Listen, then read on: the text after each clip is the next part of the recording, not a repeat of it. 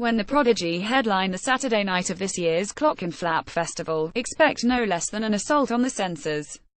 The British technopunks have, over the past 3 decades, turned rave into a shock-and-awe spectacle, repackaging dance music as an oral weapon, firing off beat-seeking missiles in performances that aren't so much shows as military campaigns.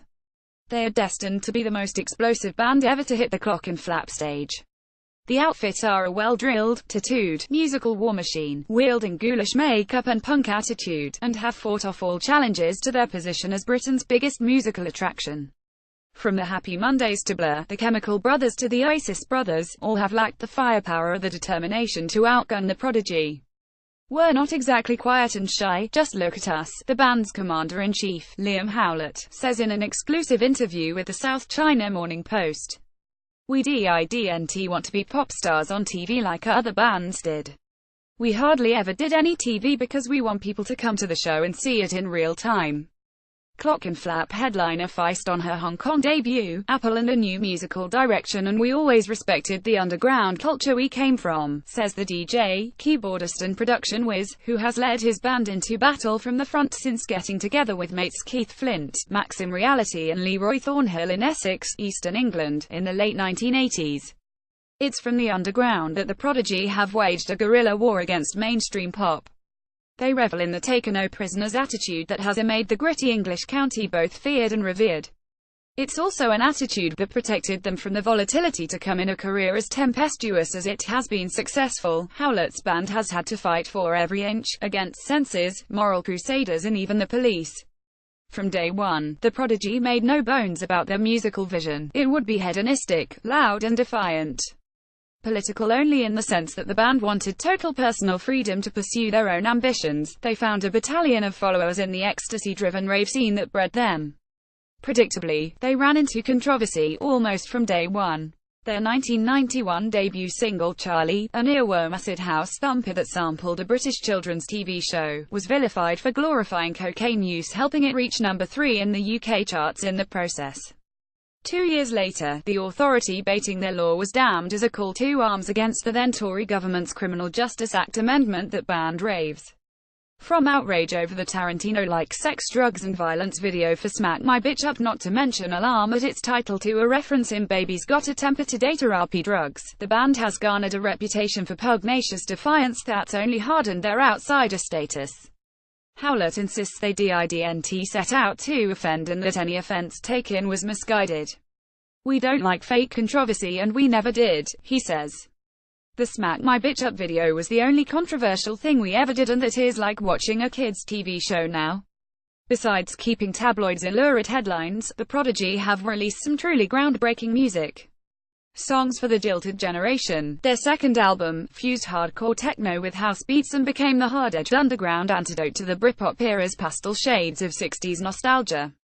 But it was the follow-up, Fat of the Land, that produced their biggest tracks to date, The Irrepressible, Firestarter and Breathe, and established the Prodigy as one of the biggest live draws in the world. "When we haven't got anything left to buzz on, then we will quit, but we don't think that far ahead." Liam Howlett. It was at this point in their career that the shock trooper of the Prodigy's war machine also found his voice.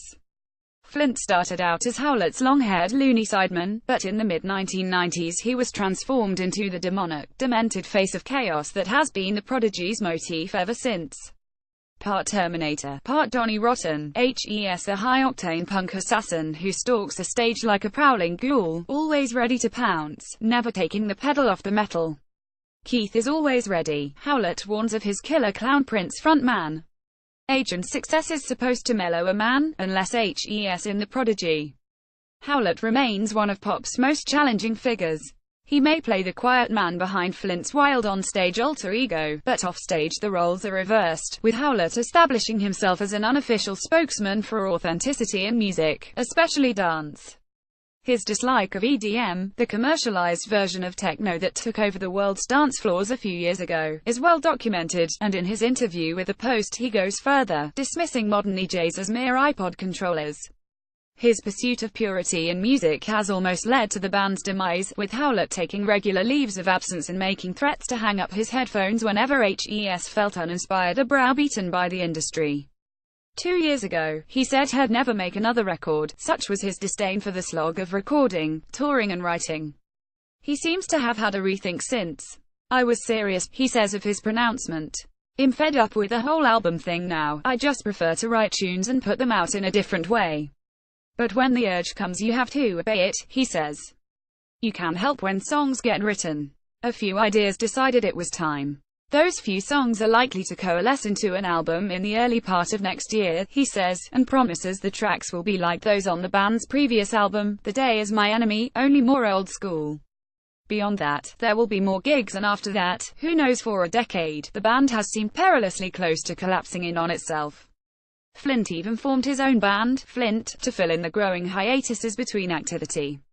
Incongruously, he also bought a quiet country pub, where he spends his time chatting with regulars and batting off jokey requests that the singer of Firestarter get the flames lit in the pub's hearth. Danish star Moso, so excited to perform at Clockenflap Festival, see Hong Kong, and try the food, but time and again, the call of the wild comes and stirs the Prodigy back to life.